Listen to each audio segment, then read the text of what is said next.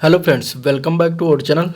तो हम लोग डिस्कस कर रहे थे रुक्मिणी प्रकाशन के टेस्ट सीरीज की, जो कि लेखपाल परीक्षा मार्गदर्शिका का है। और इसमें हम लोग देख रहे थे हिंदी और जीएस के पेपर का।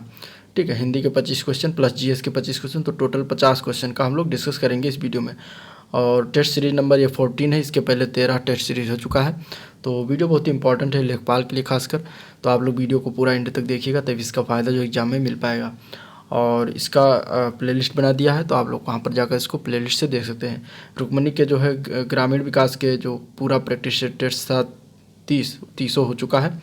तो आप लोग उसको देखिए, आपके एग्जाम्स के लिए बहुत ही हेल्पफुल होगा। तो चलिए आज का वीडियो स्टार्ट करते हैं। स्टार्ट करने से पहले अगर आप लोग चैनल पर नए हैं और अभी तक सब्सक्राइब नहीं किया है तो चैनल को सब्सक्राइब कर लें और अपने दोस्तों में ज़्यादा से ज़्यादा शेयर करें। ठीक है, तो हिंदी का स्टार्ट करते हैं, इसके बाद जीएस का देखा जाएगा। तो पहला क्वेश्चन है, रिक्त स्थानों को भरने के लिए उपयुक्त शब्द का इसमें चयन करना है। मोहन स्कूल जाता है डैश मन लगाकर पढ़ता है। इसमें क्या आएगा, कौन सा जो है उपवाक्य, ये दो उपवाक्य दिए गए हैं। एक तो है मोहन स्कूल जाता है और दूसरा है मन लगाकर पढ़ता है। तो इन दो उपवाक्यों को जोड़ने के लिए कौन सा हम शब्द का प्रयोग करेंगे, ये इसमें भरना है। तो ये दोनों एक ही उपवाक्य के एक ही तरह के जो है अर्थ दे रहे हैं। तो इसमें जो है अगर हम और भर देते हैं तो ये वाक्य पूर्ण हो जाएगा। मोहन स्कूल जाता है और मन लगाकर पढ़ता है। ठीक है, तो आंसर क्या हो जाएगा, सी पार्ट हो जाएगा। इस तरीके से इसको पूर्ण किया जाता है। अगला क्वेश्चन देखते हैं। निम्नलिखित में से उस विकल्प का चयन करने जो नाक में नकेल डालना मुहावरे का अर्थ व्यक्त करता है। यानी कि हमें बताना है कि इसमें से इस मुहावरे का अर्थ क्या होगा। नाक में नकेल डालना का अर्थ क्या होता है, ये एक मुहावरा है। तो इसका मतलब होता है कि नियंत्रण में करना, किसी भी चीज़ को किसी को नियंत्रण में करना, इसका अर्थ होता है मेन चीज़। ठीक है, तो आंसर क्या हो जाएगा, सी पार्ट हो जाएगा, नियंत्रण में करना। अगला क्वेश्चन देखते हैं। दिए गए वाक्य का वो भाग ज्ञात करना जिसमें कोई त्रुटि दी गई है, यानी इसमें कहाँ पर गलती है ये बताना है। श्रम की साधना से ही राष्ट्र महान होती है, इसमें बताना है कि गलती कहाँ है। तो देखिए, जो राष्ट्र लिखा हो, राष्ट्र शब्द, ये शब्द जो होता है वो पुल्लिंग शब्द होता है। ठीक है, और पुल्लिंग का प्रयोग जब किया जाता है तो इसलिए इसमें जो होता है लास्ट में ये होती है जो लगा, ये गलत है, क्योंकि होती है ये स्त्रीलिंग के साथ प्रयोग किया जाता है। तो यहाँ पे होता है हो जाएगा। तो आंसर क्या गलती है, बी पार्ट होती है, यानी कि होती है में गलती है। तो आंसर बी इसका हो जाएगा। ठीक है, राइट आंसर। नेक्स्ट क्वेश्चन देखते हैं। तो दिए गए शब्द के पर्यायवाची शब्द का चयन करना है। प्रयत्न, प्रयत्न का पर्यायवाची शब्द क्या होगा यह बताना है। तो प्रयत्न के पर्यायवाची शब्द हैं प्रयास, कोशिश, चेष्टा, यत्न। ये सारे प्रयत्न के पर्यायवाची शब्द हैं। तो इसमें जो प्रयास है पहला ऑप्शन, ये इसका पर्यायवाची शब्द हो जाएगा। आंसर इसका ए पार्ट सही है। ठीक है, अगला क्वेश्चन देखते हैं। तो अगले क्वेश्चन में हमें एक मुहावरा दिएगा, उसका अर्थ बताना है। हाथ पांव फूल जाना, इस मुहावरे का अर्थ क्या होगा ये बताना है। ठीक है, तो इसका अर्थ होता है घबरा जाना। ठीक है, जंगल में शेर को देखकर हाथ पांव फूल गए उसके, यानी क्या हो गया, वो घबरा गया। आंसर क्या हो जाएगा, सी पार्ट हो जाएगा। नेक्स्ट क्वेश्चन देखते हैं। इस वाक्य में वो भाग ज्ञात करना जिसमें कोई त्रुटि दी गई है। कहने की आवश्यकता नहीं कि पुरुष किंतु नारी एक दूसरे के पूरक, इसमें बताना कहाँ पर गलती की गई है। तो जो ये किंतु कहाँ पर है, ये किंतु जो लगा हुआ है, इसका प्रयोग हमेशा दो विपरीत कथनों को जोड़ने के लिए किया जाता है, और इस वाक्य में विपरीत कथन नहीं है, इसलिए यहाँ पर किंतु की जगह पे और लगा देंगे। ठीक है, तो कहाँ पर गलती है, ये किंतु नहीं होना चाहिए, यानी कि इसमें गलती हो जाएगा। ऑप्शन इसका हो जाएगा डी पार्ट। ठीक है, पुरुष और नारी, ना कि पुरुष किंतु नारी होगा। ठीक है, तो आंसर क्या हो जाएगा, डी पार्ट हो जाएगा। नेक्स्ट क्वेश्चन देखते हैं। इसमें सही शुद्ध वर्तनी बताना है। कौन सा सही रूप से लिखा हुआ है, प्रधानमंत्री। तो पहला ऑप्शन जो दिया गया है प्रधानमंत्री, ये सही रूप से लिखा है। आंसर इसका ए पार्ट सही हो जाएगा। अगला क्वेश्चन देखते हैं। रेखांकित खंड को प्रतिस्थापित करने के लिए उपयुक्त विकल्प का चयन करना है।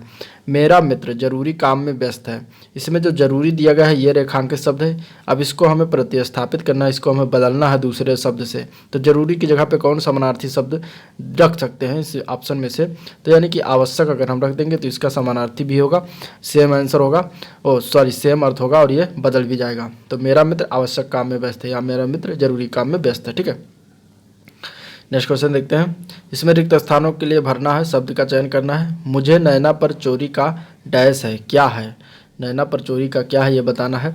तो अगर हम इसके बात करें तो चोरी शब्द जो होता है एक भाव इसका जो निकलता है वो नकारात्मक निकलता है, और खाली स्थान पर अगर नकारात्मक अर्थ देने वाले शब्द संदेह ही लेना चाहिए, जिससे कि वाक्य जो है इसमें सार्थक हो जाएगा। तो आंसर क्या हो जाएगा, ए पार्ट हो जाएगा संदेह। ठीक है, मुझे नैना पर चोरी का संदेह होता है।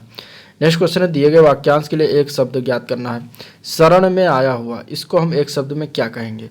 शरण में अगर आया हुआ है, यानी कि शरण में आया हुआ को एक शब्द में अगर हम कहेंगे तो शरणागत कहा जाता है उसको। क्या हो जाएगा, शरणागत। ठीक है, आंसर एक सही हो जाएगा। आगत का अर्थ होता है आया हुआ। ठीक है, और गोपनीय का अर्थ होता है जिसे गुप्त रखा जाए। शरणीय का अर्थ होता है शरण में आने योग्य। ठीक है, ये बातें हो गई। नेक्स्ट क्वेश्चन है, सही वर्तनी वाले शब्द का चयन करना है इसमें से। हंस वाहिनी कौन सही रूप से लिखा हुआ, तो इसमें देखिए डी पार्ट जो है वो सही रूप से लिखा हुआ है। ठीक है, आंसर इसका क्या हो जाएगा, डी पार्ट। हंस वाहिनी शब्द का अर्थ होता है सरस्वती। अगला क्वेश्चन देखते हैं, तो रिक्त स्थानों को भरने के लिए उपयुक्त शब्द का चयन करना है। वो दिल्ली से डैश आया है, कब आया है इसमें भरना है बीच में, तो वह दिल्ली से आज आया है। ठीक है, वाक्य के अंत में है का प्रयोग वर्तमान को सूचित करता है। कल को चुनने पर सिर्फ आया का प्रयोग किया जाता है, तो यहाँ पे है लिखा हुआ है तो यानी कि आज आया है। ठीक है, आंसर क्या हो जाएगा, ए पार्ट हो जाएगा। दिए गए शब्द के पर्यायवाची शब्द का चयन करना है। समता का पर्यायवाची शब्द क्या होगा ये बताना। समता का पर्यायवाची शब्द होता है बराबर या समान। तो बराबर और समान दो शब्द पर्यायवाची इसके होते हैं, तो आंसर क्या हो जाएगा, आंसर इसका हो जाएगा, आंसर इसका हो जाएगा बी पार्ट, बराबर। ठीक है, अगला क्वेश्चन है, दिए गए शब्द का विलोम हमें चुनना है। तो विलोम शब्द की बात करें, सजीव, सजीव का विलोम क्या हो जाएगा, सजीव का विलोम होगा निर्जीव। ठीक है, सजीव जिसमें जान हो, निर्जीव मतलब जिसमें जान ना हो। आंसर इसका उल्टा यही हो जाएगा।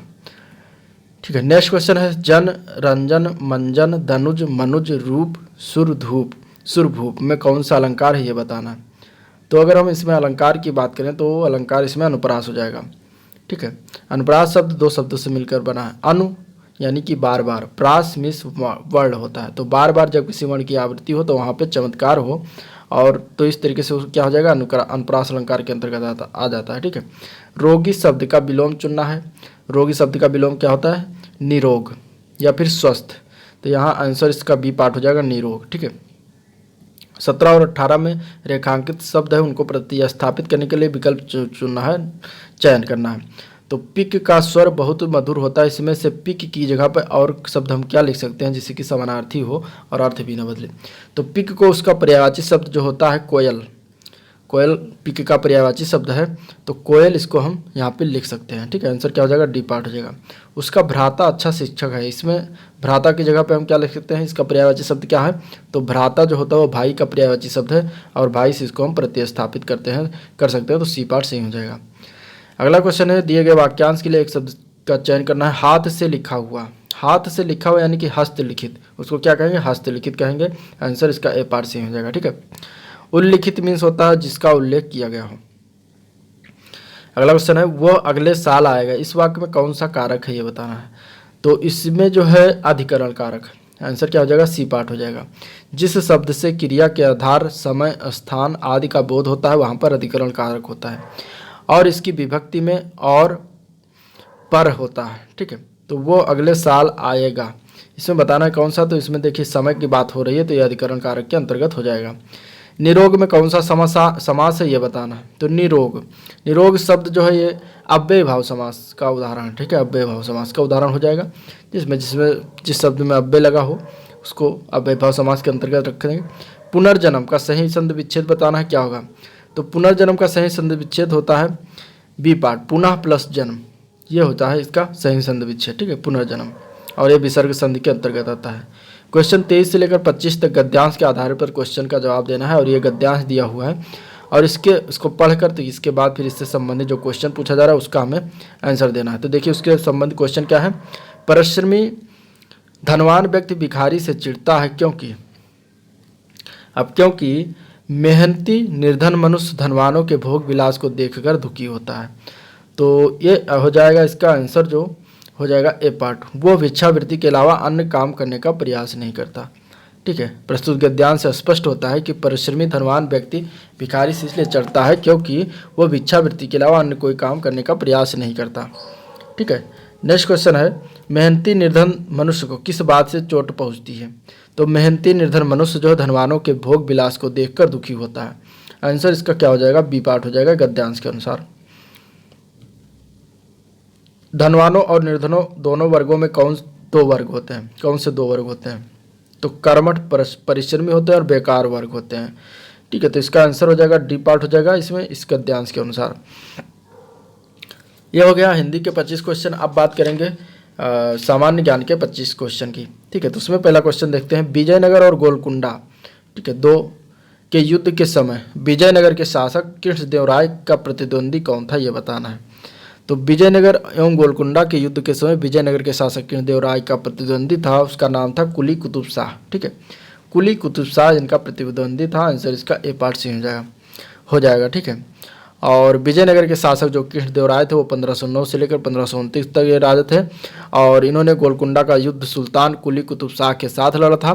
गोलकुंडा में जो है कुतुब शाही वंश की स्थापना भी इसी ने की थी, कुली कुतुब शाह ने। ठीक है, और जब कृष्णदेवराय उड़ीसा के साथ युद्ध में व्यस्त था तब कुली कुतुब शाह ने विजयनगर के गुंटर के दुर्ग पर आक्रमण किया था। कुली कुतुब शाह राजा कृष्णदेवराय के युद्ध में कृष्णदेवराय को विजय प्राप्त हुई थी। कृष्णदेवराय ने रायचूर दोआब पर अधिकार कर जो है दक्षिण भारत में अपनी श्रेष्ठता को सिद्ध किया था। तो आंसर इसका ए पार्ट सही हो जाएगा, कुली कुतुब शाह।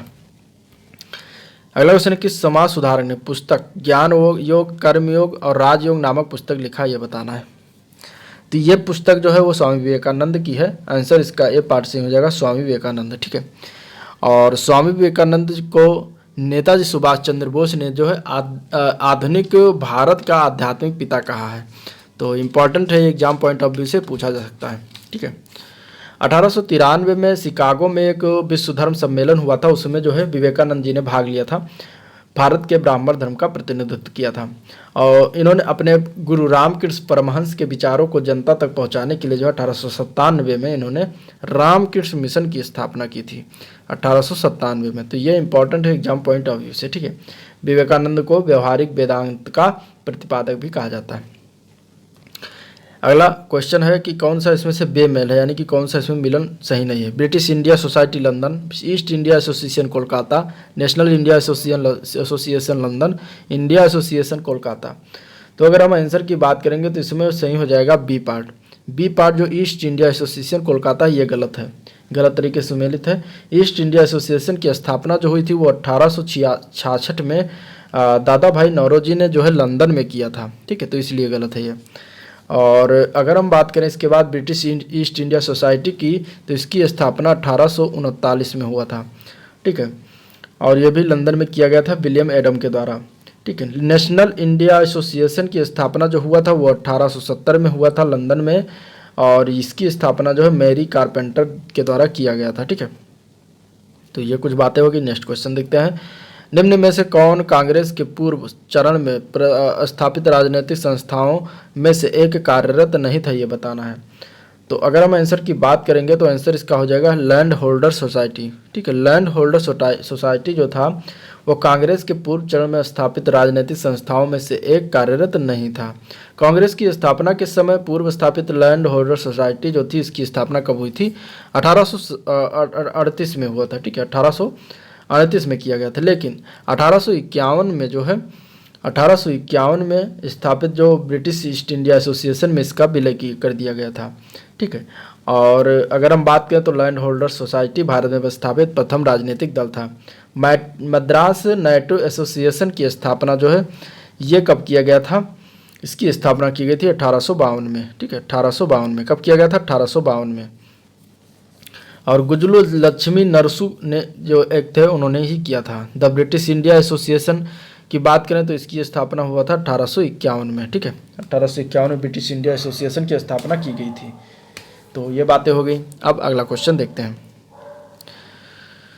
आधुनिक कंप्यूटर किसी भी कार्य को करने के लिए निर्देशों के एक समूह का पालन करते हैं। इन निर्देशों को सामान्यतः क्या कहा जाता है, तो इनको कहा जाता है प्रोग्राम कहा जाता है। आंसर इसका क्या हो जाएगा, B part, simply answer B part सही हो जाएगा। ठीक है, एक्सेल प्रोग्राम में काम करने के लिए निर्मित फाइल को जो है वर्क बुक कहा जाता है। ठीक है, और एक्सेल की बात करें तो एक्सेल वह प्रोग्राम होता है जिसका प्रयोग स्प्रेडशीट तैयार करने के लिए किया जाता है।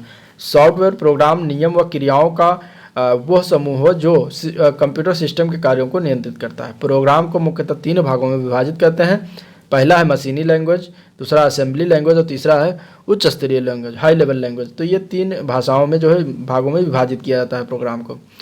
तो कुछ बातें होगी। नेक्स्ट क्वेश्चन देखते हैं। भाप से हाथ अधिक जलता है अपेक्षाकृत उबलते पानी में, क्योंकि बताना है इसका कारण क्या है कि जो है भाप से हाथ अधिक जलता है जबकि पानी जो उबलता हुआ होता है वो कम जलता है। तो अगर हम इसके आंसर की बात कर लेते हैं पहले, तो हो जाएगा भाप में गुप्त ऊष्मा होती है इसलिए अधिक जलता है। ठीक है, क्यों जलता है? क्योंकि भाप में गुप्त ऊष्मा होती है। अब कुछ देख लेते हैं डिटेल इसके बारे में। तो भाप से उबलते हुए पानी की अपेक्षा 536 कैलोरी पर ग्राम ऊष्मा अधिक होती है। कितनी ऊष्मा अधिक होती है? तो 536 कैलोरी पर ग्राम ऊष्मा अधिक होती है। और यही कारण होता है कि जल की अपेक्षा भाप में जो है गुप्त ऊष्मा अधिक होता है, जिससे हाथ अधिक जलता है। समान ताप पर अगर बात करें तो पदार्थ की अवस्था परिवर्तन के लिए आवश्यक जो ऊष्मा की मात्रा को गुप्त ऊष्मा कहा जाता है। और किसी वस्तु को दी गई ऊष्मा जो क्यू होता है वो द्रव्यमान यम और गुप्त ऊष्मा एल के गुणनफल के बराबर होता है। ठीक है, बर्फ के गलन की गुप्त ऊष्मा जान लेते हैं क्योंकि ये पूछा जाता है। तो ये कितना होता है? 80 कैलोरी पर ग्राम होता है। कितना होता है? 80 कैलोरी पर ग्राम होता है। याद रखना है, इस तरीके से पूछ लेते हैं कि बर्फ के गलन की गुप्त ऊष्मा कितनी होती है। ठीक है, तो ये बातें हो गई। नेक्स्ट क्वेश्चन देखते हैं। किसी पात्र में भरी गैस के ताप में वृद्धि होने से क्या होगा, ये बताना है। तो किसी पात्र में भरी गैस के ताप में अगर वृद्धि करते हैं तो उससे उसकी जो गतिज ऊर्जा होती है वो बढ़ जाती है। ठीक है, तो आंसर क्या हो जाएगा? सी पार्ट हो जाएगा। गैस की गतिज ऊर्जा वृद्धि हो जाएगी, गतिज ऊर्जा बढ़ जाएगी। ठीक है, गैस के अणुगत के सिद्धांत के अनुसार गैस की गतिज ऊर्जा प्रोपोर्शनल होती है गैस की ताप के। ठीक है, गैस की गतिज ऊर्जा क्या होता है? के ई, इसको के ई काइनेटिक एनर्जी कहते हैं। ये बराबर होता है हाफ एम बी स्क्वायर। ठीक है, हाफ एम बी स्क्वायर ये गतिज ऊर्जा का फार्मूला होता है। तो ये बात होगी। नेक्स्ट क्वेश्चन देखते हैं। मनुष्य आर्द्रता व गर्मी से परेशानी अनुभव करता है, इसका कारण क्या है? तो इसका कारण है पसीना जो है आर्द्रता के कारण वाष्पित नहीं होता। तो आंसर इसका जो है सी पार्ट हो जाएगा। ठीक है, अब ये अधिक आर्द्र और गर्मी में जो है शरीर से निकला हुआ पसीना जो होता है वो आर्द्र हवा के कारण वाष्पित नहीं हो पाता है और इससे जो है मनुष्य परेशानी अनुभव करता है। लेकिन जब आप बात करें तो जब शरीर से निकला हुआ पसीना वाष्पित होता है तो इसमें तो हमें जो है तुलनात्मक रूप से इसके ठंड महसूस होता है। ठीक है, ठंड महसूस होता है। और अगर हम बात करें तो आपेक्षिक आर्द्रता एक अनुपात होता है लेकिन इसे प्रतिशत में व्यक्त किया जाता है। ठीक है, ये भी याद रखना है। नेक्स्ट क्वेश्चन देखते हैं। हृदय की धड़कन नियंत्रित करने के लिए निम्नलिखित में से कौन सा खनिज आवश्यक है?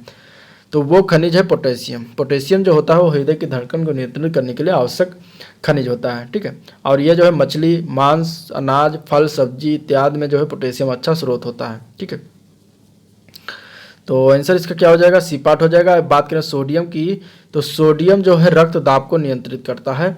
और इसके बाद अगर हम बात करते हैं लोहा जो है मानव के पौष्टिक भोजन का अनिवार्य तत्व होता है। फास्फोरस जो होता है वो शरीर की अम्लीयता एवं क्षारता के बीच जो है सेतु का कार्य करता है। प्रोटीन जो हीमोग्लोबिन के संबंध में कौन सा कथन सही है, ये बताना है। तो प्रोटीन हीमोग्लोबिन जो है रक्त में ऑक्सीजन वाहक के रूप में ये कार्य करता है। और हीमोग्लोबिन जो हीम तथा ग्लोबिन का बना होता है। 6 लौह आयन है जबकि ग्लोबिन एक प्रकार का प्रोटीन है। ठीक है, डीएनए में उपस्थित पूरक क्षार होता है एडेनिन, थायमिन, ग्वानिन और साइटोसिन। एडेनिन युग्म जो है 2 एच आबंध से बना होता है के माध्यम से होता है और थायमिन के साथ और ग्वानिन के साथ जो है 3 एच आबंध होते हैं। ठीक है, साइटोसिन के साथ जुड़े होते हैं। डीएनए को जो है पॉलीन्यूक्लियोटाइड भी कहा जाता है। डीएनए को जो है इसका फुल फॉर्म डीऑक्सीराइबोज शुगर होता है। ठीक है, डीएनए में जो है डीऑक्सीराइबोज शुगर भी होता है। ये बातें हो गई। नेक्स्ट क्वेश्चन देखते हैं। सूक्ष्म जीवाणु की विशेषता क्या होती है? तो सूक्ष्म जीवाणु की विशेषता होती है ये एक कोशिकीय होता है। ठीक है, ये एक कोशिकीय होता है इसलिए ये इसकी मेन विशेषता है। ये मिट्टी, अम्लीय पदार्थ, क्षारीय पदार्थ, कार्बनिक पदार्थ तथा जंतुओं के शरीर के भीतर भी पाया जाता है। साधारणतः 1 ग्राम मिट्टी में 4 करोड़ जीवाणु कोष होते हैं। इसकी वृद्धि कोशिका विभाजन के फलस्वरूप होती है। ठीक है, 1 घंटे में एक जीवाणु से करोड़ों जीवाणु उत्पन्न हो जाते हैं। ठीक है, जीवाणु हमारे दैनिक जीवन में बहुत महत्वपूर्ण भूमिका निभाते हैं। तो ये बातें होगी। नेक्स्ट क्वेश्चन देखते हैं। अगला प्रश्न है 32 बिट रजिस्टर द्वारा कितने भिन्न मानों को भंडारित किया जा सकता है? तो देखिए 32 बिट रजिस्टर द्वारा जो है 2 की पावर 32 भिन्न मानों को जो है भंडारित किया जा सकता है। ठीक है, तो ये जो है कुछ कंप्यूटरीकृत माप है या मान है, तो इसको आपको याद रखना, 2 की पावर 32। ठीक है। कंप्यूटर मेमोरी की माप की बात करें और तो एक निबल बराबर होता है 4 बिट। एक निबल बराबर होता है 4 बिट। ठीक है, एक निबल बराबर 4 बिट के बराबर होता है। इसके बाद एक बाइट बराबर होता है 8 बिट के। एक बाइट बराबर कितना होता है? 8 बिट के, या फिर 2 निबल के। ठीक है, 1 किलो बाइट यानी कि 1 KB बराबर होता है 2 की पावर 10 बाइट। 1 KB बराबर कितना बाइट होता है? 2 की पावर 10 बाइट होता है। ठीक है, और या फिर 1 KB बराबर होता है 1024 बाइट। ठीक है, तो ये बातें हो गई। और इसके बाद 1 MB बराबर होता है 1028 KB। 1 MB बराबर होता है 1028 KB। 1 GB बराबर होता है 2 की पावर 20 किलोबाइट। ठीक है, या फिर 2 की पावर 30 बाइट के बराबर होता है। तो ये कुछ बातें होगी। नेक्स्ट क्वेश्चन देखते हैं। नौटंकी किस राज्य का एक लोक नृत्य है, ये बताना है। नौटंकी, ठीक है, नौटंकी की बात करें तो ये राजस्थान का लोक नृत्य है। आंसर इसका क्या हो जाएगा? सी पार्ट हो जाएगा, राजस्थान। ठीक है, उत्तर प्रदेश मत लगा देना इसमें। मूलतः नौटंकी उत्तर भारत के उत्तर प्रदेश की नाट्यकला और नृत्य शैली है, लेकिन अगर राजस्थान की मुस्तर बाई नौटंकी कला की पहली महिला कलाकार थी। झूमर, धमाल, फाग, डॉफ, गोर, जागोर आदि जो है हरियाणा का ये लोक नृत्य है। कथकली, मोहिनी अट्टम ये सब केरल के लोक नृत्य हैं। जवारा, मटकी, सालिलौकी, मंच इत्यादि मध्य प्रदेश का लोक नृत्य है। इस तरीके से इसके सारे लोक नृत्य हो गए। नेक्स्ट क्वेश्चन देखते हैं। हदास पार्टी किस देश की राजनीतिक पार्टी, ये बताना है। तो हदास पार्टी जो है ये इजराइल की राजनीतिक पार्टी है। आंसर इसका सी पार्ट हो जाएगा, इजराइल। ठीक है, इजराइल की अन्य पार्टियों की बात करें तो लेबर पार्टी है, लिकुडल पार्टी है, साउस पार्टी है। सारे पार्टियां जो है इजराइल में है, राजनीतिक पार्टी हैं। यूनाइटेड नेशनल पार्टी जो है ये फ्रीडम पार्टी, ये दोनों श्रीलंका की राजनीतिक पार्टी हैं। अमेरिका की राजनीतिक पार्टी है डेमोक्रेटिक और रिपब्लिकन, 2 पार्टियां हैं। ठीक है, इराक की राजनीतिक पार्टी का नाम है बाथ पार्टी। अगला क्वेश्चन देखते हैं। कर राहत के दृष्टिकोण से निम्न में से कौन सा अन्य से भिन्न है, ये बताना है। ठीक है, तो अगर हम इसके आंसर की बात करेंगे तो आंसर हो जाएगा इंदिरा विकास पत्र। ठीक है, इन सभी से भिन्न है। कर राहत की दृष्टि से इंदिरा विकास पत्र अन्य से भिन्न है। इंदिरा विकास पत्र से अन्य कर में छूट प्राप्त नहीं होती है। राष्ट्रीय बचत पत्र, राष्ट्रीय बचत योजना, सार्वजनिक भविष्य निधि, तीनों पर आयकर धारा 80 के अनुसार कर में छूट मिलती है। ठीक है, बीमा क्षेत्र पर नियंत्रण के लिए निम्न सबसे बड़ी विनियामक संस्था कौन सी है, बताना है। तो वो है इरिडा। आंसर क्या हो जाएगा? B part, IRDA. इरिडा जो है बीमा क्षेत्र की सबसे बड़ी विनियामक कंपनी है, संस्था है। इरिडा की स्थापना जो है मल्होत्रा समिति की सिफारिश पर 19 अप्रैल सन 2000 में किया गया था।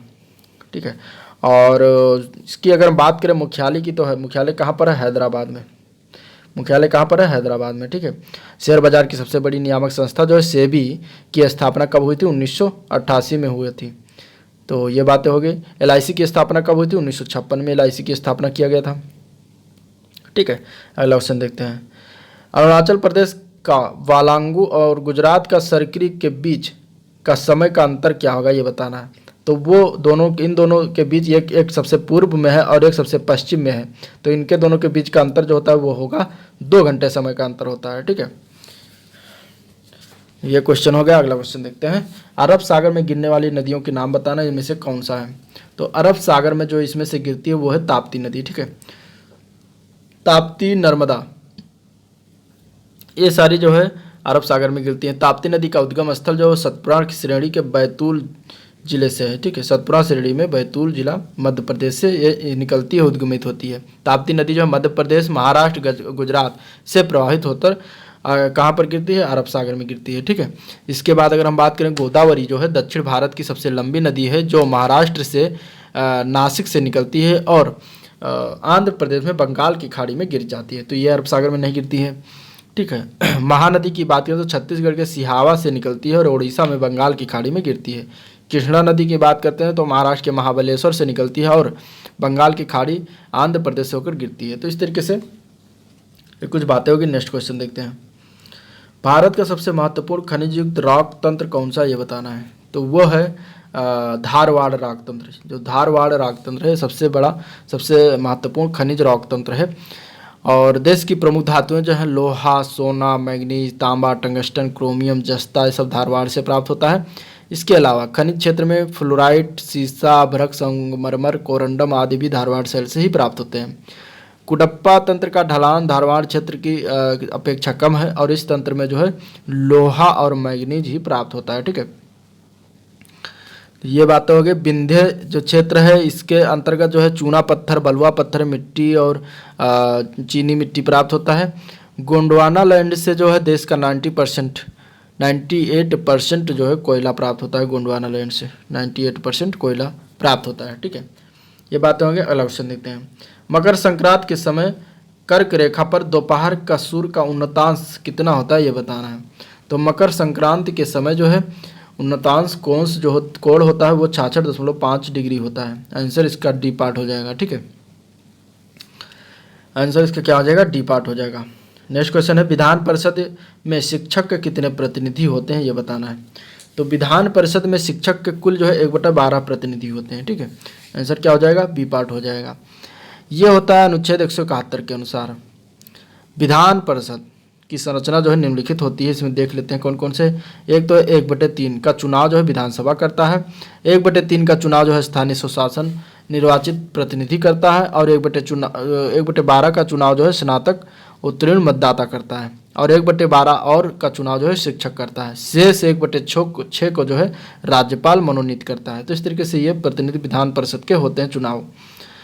नेक्स्ट क्वेश्चन है किस आयोग ने अखिल भारतीय सेवा के पद को जो है समाप्त करने की सिफारिश की है। तो ये जो किया गया है ये है राजमन्नार आयोग। ठीक है, आंसर क्या हो जाएगा, सी पार्ट हो जाएगा। राजमन्नार आयोग ने जो है अखिल भारतीय सेवा पद को समाप्त करने की सिफारिश की है। तमिलनाडु सरकार के द्वारा 1969 में जो है राजमन्नार आयोग ने केंद्र एवं राज्य के मध्य संबंध को मजबूत रखने के लिए राजमन्नार आयोग का गठन किया था, और इस आयोग ने जो है अखिल भारतीय सेवा यानी कि IAS IPS के पद को समाप्त करने की सिफारिश की थी। सरकारिया आयोग जो है 1983 का गठन भी केंद्र एवं राज्य के मध्य संबंध को मजबूत बनाने के लिए सुझाव देने हेतु किया गया। 2007 में पुंछी आयोग का गठन भी केंद्र एवं राज्य संबंध के लिए ही किया गया था। ठीक है, इसके बाद गोयपुरिया आयोग जो था ये बैंकों को में जो है ग्राहक सुविधा को बेहतर बनाने के लिए 1990 में इसका गठन किया गया था। ठीक है, ये बात होगी। नेक्स्ट क्वेश्चन देखते हैं। किस अनुच्छेद के आधार पर राज्य उच्च न्यायालय के न्यायाधीश की बदली की जाती है। तो अगर हम उसकी बात करें तो अनुच्छेद जो 222 है उसके आधार पर जो है राज्य उच्च न्यायालय के न्यायाधीश की बदली की जाती है। ठीक है, और अनुच्छेद 216 जो है इसके आधार पर उच्च न्यायालय का गठन किया जाता है, जिसमें न्यायाधीशों की संख्या राष्ट्रपति निर्धारित करते हैं। अनुच्छेद 217 जो है इसके आधार पर राष्ट्रपति उच्च न्यायालय में न्यायाधीश को नियुक्ति करते हैं। अनुच्छेद 226 की बात करें तो इसके आधार पर उच्च न्यायालय मौलिक अधिकार को संरक्षण में रिट जारी करता है। ठीक है, नेक्स्ट क्वेश्चन देखते हैं। कंप्यूटर शब्दावली में ईपीरोम, ये जो है ईपीरोम का पूर्ण रूप क्या है ये बताना है। ठीक है, ईपीरोम तो अगर इसका पूर्ण रूप की बात करें तो erasable programmable read only memory होती है, जो कि ए पार्ट में दिया गया है और यही इसका आंसर हो जाएगा। ठीक है, erasable programmable read only memory. ठीक है, चलिए नेक्स्ट क्वेश्चन देखते हैं। राज्य के सभी निवासियों को स्वास्थ्य बीमा देने वाला भारत का पहला राज्य कौन सा बना है।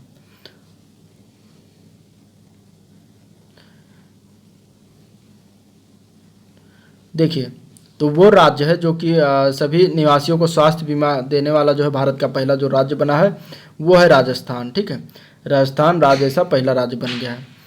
तो आंसर इसका बी पार्ट से हो जाएगा। और इस तरीके से ये वीडियो जो है समाप्त हुआ। इसमें जो है टोटल 50 क्वेश्चन थे हिंदी और GS के मिलाकर, जिसका डिस्कशन किया गया। अगर वीडियो पसंद आया तो लाइक करिए, चैनल को भी सब्सक्राइब करिए, साथ में अपने दोस्तों में ज़्यादा से ज़्यादा शेयर करिए। ठीक है, और आज का वीडियो पर एंड करते हैं, मिलते हैं नेक्स्ट दिन, तब तक के लिए थैंक यू।